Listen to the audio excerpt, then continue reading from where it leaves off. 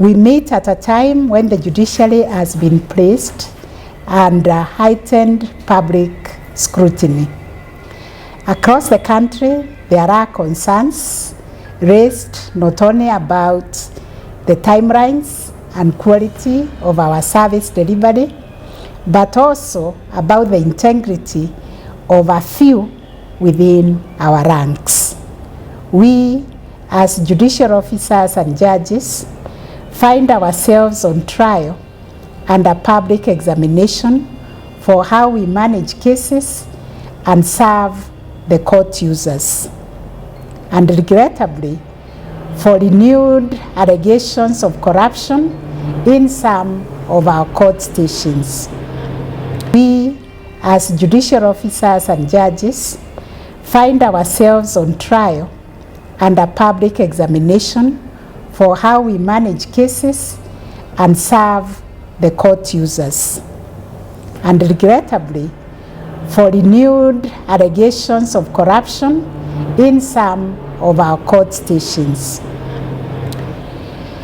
This scrutiny is a moment of reckoning and an opportunity for deep reflection and reform.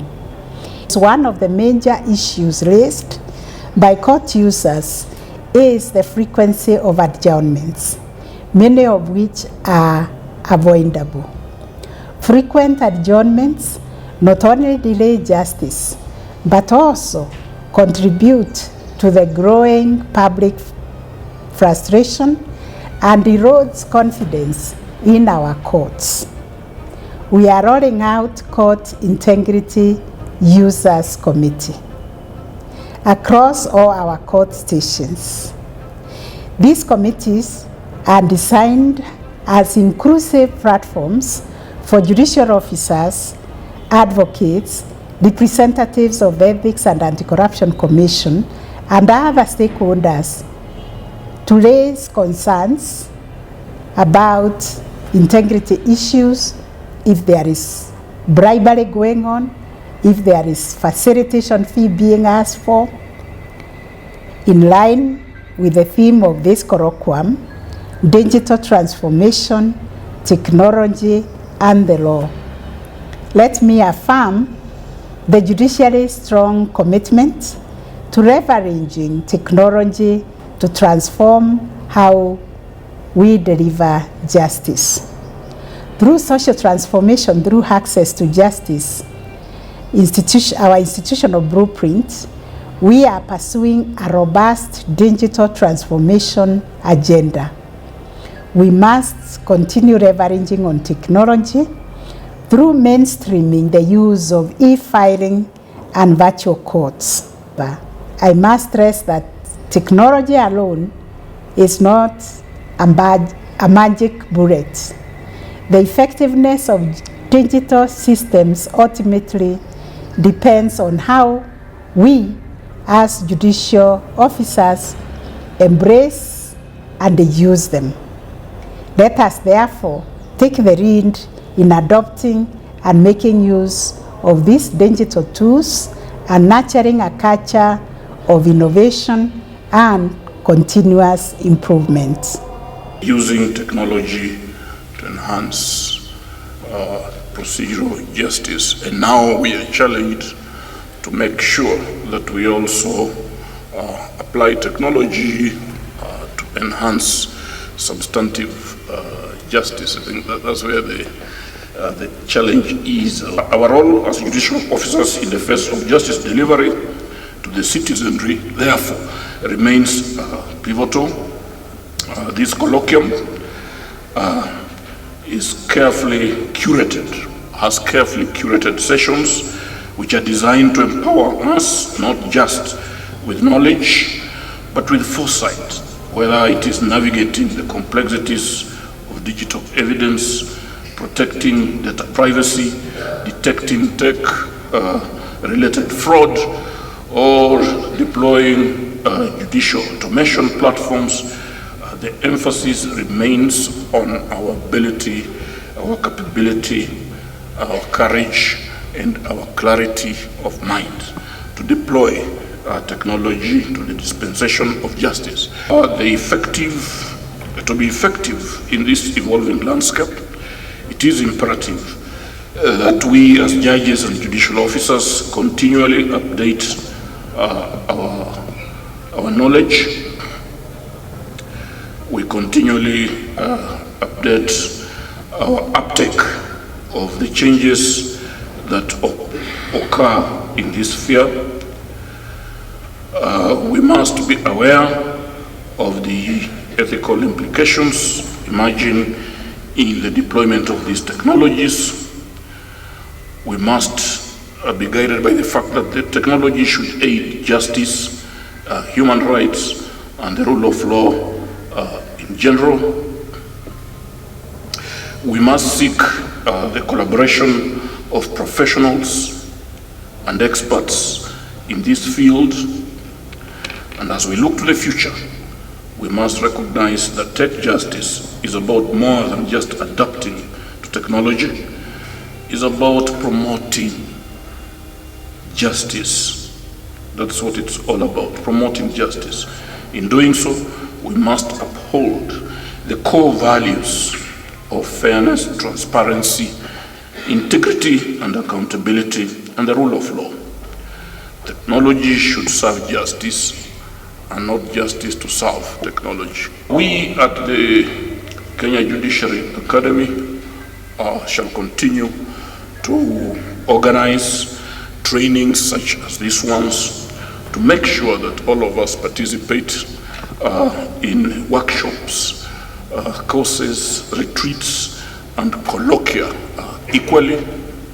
Towards this end, the Academy is developing a training master plan, not just a master training calendar for the year, but a training master plan that will inform our way forward for the next 10 or 20 or 25 years or so. We continue to place strategic focus on the small claims courts because we recognize their critical role in expanding access to justice, especially for the ordinary citizens and small businesses. These courts are helping to significantly reduce case backlogs by resolving disputes in a timely and cost-effective manner. That said, we are aware of the unique challenges that litigants and adjudicators continue to face in this jurisdiction. In response, the Honorable Chief Justice and I convened a meeting with the adjudicators at Milimani to better understand their experiences and explore practical solutions to support their work. As a result of this engagement, the Chief Justice has appointed the Small Claims Court Standing Committee, which is chaired by Honorable Justice Anthony Murima. This committee is now spearheading reforms aimed at addressing operational bottlenecks and supporting the sustainability of this vital court system. This forum offers us a valuable opportunity to pause and reflect not only on the challenges that we face, but also on the progress that we have made as an institution and as individuals. Over the past year, we have made commendable strides in enhancing access to justice, improving efficiency, and reinforcing accountability across our courts. These achievements are the result of collective effort by yourselves as judicial officers and our court staff who are working tirelessly to serve the people of Kenya with dedication and integrity. We gather to confront the specter of cybercrime, a phantom menace that requires us to become digital detectives, unraveling its intricate webs. We will dissect the nuances of digital evidence in court, where the line between authenticity and manipulation blur, demanding a new level of scrutiny and expertise. We will wrestle with the profound implications of data privacy and protection, recognizing that in a world of global data, The right to privacy is not a luxury, but a fundamental necessity.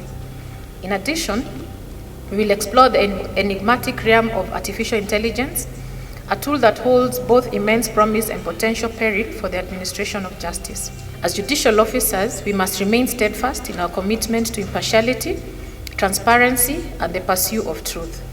This colloquium is not simply a forum for technical training. It is a space for ethical reflection, and we must ask ourselves, how do you ensure that technology serves justice rather than the other way around? How do we maintain public trust in a system that more often than not relies on digital tools? For example, do we ensure that the court lists are accessible online and that updating of case activities is done on a daily basis? How do we safeguard against the subtle erosion of our professional integrity in the face of technological pressure?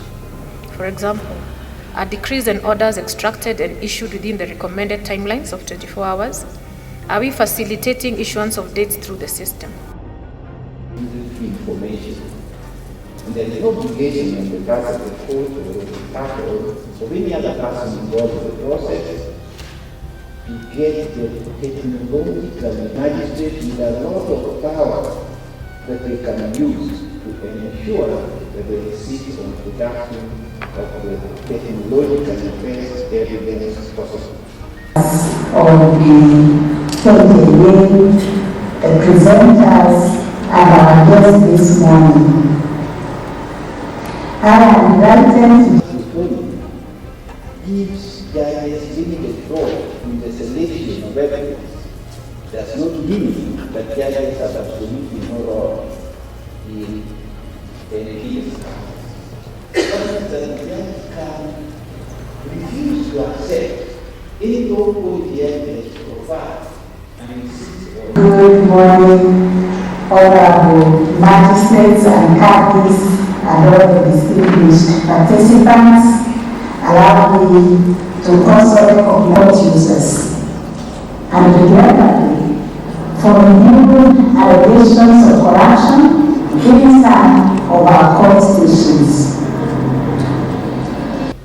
To send perception. Now, perception can be aided through technology in so many ways. The rule of law. We meet at a time when the judiciary has been placed and heightened public scrutiny integrity or a few within our ranks. We, as judicial officers and judges, Technology in pursuit of justice. I'm very much alive to the fact that in the service of justice. However, the focus has been on procedural justice. Indeed, we know that nowadays we make what can be perceived directly with the sense, which means sense perception is critical. This theory of truth, the coherence theory of truth, and the pragmatic theory of truth. The coherence theory of truth and at the same time exclude vital evidence that sometimes would help in discovery of justice. Of the events giving rise to the dispute. But whatever the case, ladies and gentlemen,